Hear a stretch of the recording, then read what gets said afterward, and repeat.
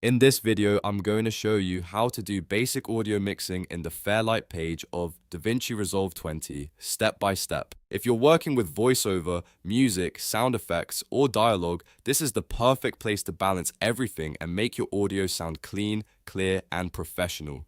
We'll look at the mixer, meters, EQ, dynamics, panning, fades, keyframes, effects, and even changing track types. And if this tutorial helps you out, be sure to hit the like button and subscribe for more DaVinci Resolve tips and tutorials.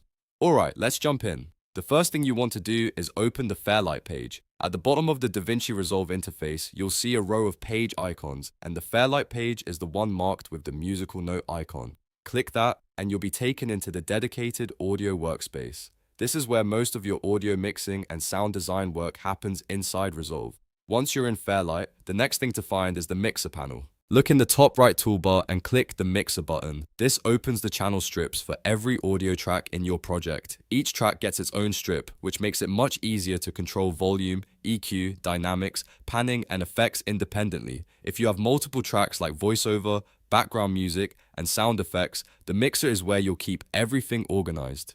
Now, before making any big adjustments, click the meter icon in the top toolbar. This opens the larger monitoring levels, which are extremely useful while mixing.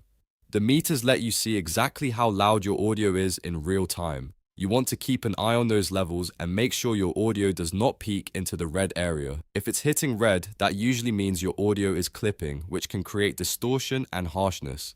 Keeping your levels under control early on will save you a lot of time later. Next, let's balance the actual volume of your tracks. On each channel strip in the mixer, you'll see a gain slider. This is one of the most important controls for basic mixing. Use it to adjust the level of each individual track so your voiceover sits clearly on top, your music stays supportive in the background, and your sound effects are present without being too loud. A good mix is usually all about balance, so don't be afraid to make small adjustments and listen carefully. After that, let's move into EQ, which stands for equalization.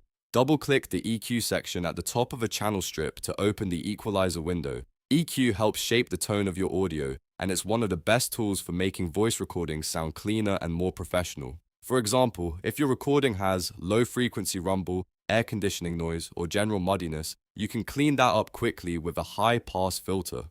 To do that, enable Band 1 and set it to a high-pass filter by clicking the icon. Then drag the frequency to the right until you remove the low-end rumble or hum without making the voice sound thin. This is a subtle process, so go slowly and listen as you adjust. The goal is to clean up the unwanted low frequencies while keeping the voice natural. You can also use Band 3 or Band 4 to refine the mid-range. These bands are very helpful for clarity and tone. If your voice sounds too dull, you can gently adjust the gain upward to bring out more presence. If it sounds harsh or nasal, you can reduce the gain a little to smooth it out. Small changes here can make a huge difference in how polished the final audio feels. Now let's look at dynamics.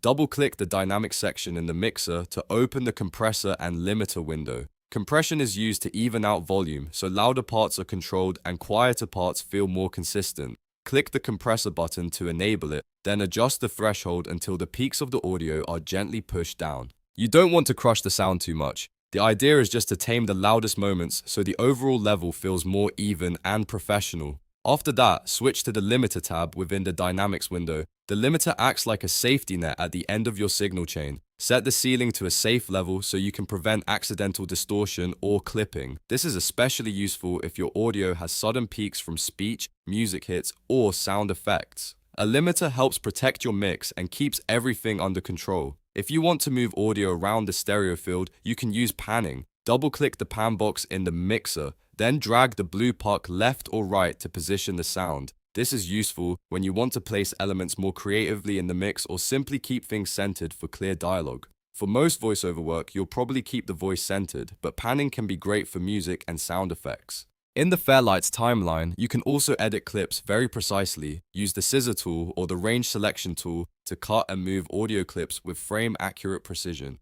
This is helpful when you need to trim pauses, shift dialogue timing, or isolate a section of a clip for more detailed work. Fairlight gives you a lot of control, so take your time and use the tool that fits the edit best. Another useful technique is creating manual fades. Hover over the top corners of an audio clip on the timeline, and you'll see small white tabs appear. Drag those inward to create fade-ins or fade-outs. This is a simple way to smooth out transitions and avoid clicks or abrupt changes in volume. Fades are especially useful at the beginning and end of clips, or anytime two pieces of audio need to blend together more naturally. You can also automate volume changes with keyframes. Click the small white dot in the center of the audio clip line to add a keyframe, then drag it up or down to change the volume at specific moments. This is perfect when you need to lower music under speech, raise a word or sound effect, or create more detailed volume shaping across a clip. Keyframes give you fine control without having to split the entire clip. If your recording has distracting vocal issues like harsh S sounds or background hiss, open the effects library in the top left. From there, drag a De-Esser or noise reduction effect onto a track in the mixer. These effects are very helpful for cleaning up vocal recordings and making them sound smoother and more intelligible. Just remember, the best results usually come from subtle settings, not extreme processing. And finally, if your project needs a different audio format, you can change the track type. Right-click the track header on the left and select Change Track Type. From there, you can switch between mono, stereo, or 5.1 surround sound formats, depending on your project needs. This is useful when working with different kinds of media, from simple voiceovers to more advanced surround mixes. So that's the basic workflow for audio mixing in the Fairlight page of DaVinci Resolve 20. You've learned how to open Fairlight, use the mixer, watch your meters, balance levels, shape tone with EQ, control dynamics with compression and limiting, pan audio, edit with precision, add fades, use keyframes, clean up voices with effects, and switch track types when needed. Once you get comfortable with these tools, your mixes will start sounding much more polished and professional. If this tutorial helped you, please give it a like, subscribe to the channel, and turn on notifications so you don't miss the next DaVinci Resolve tutorial. Thanks for watching, and I'll see you in the next one.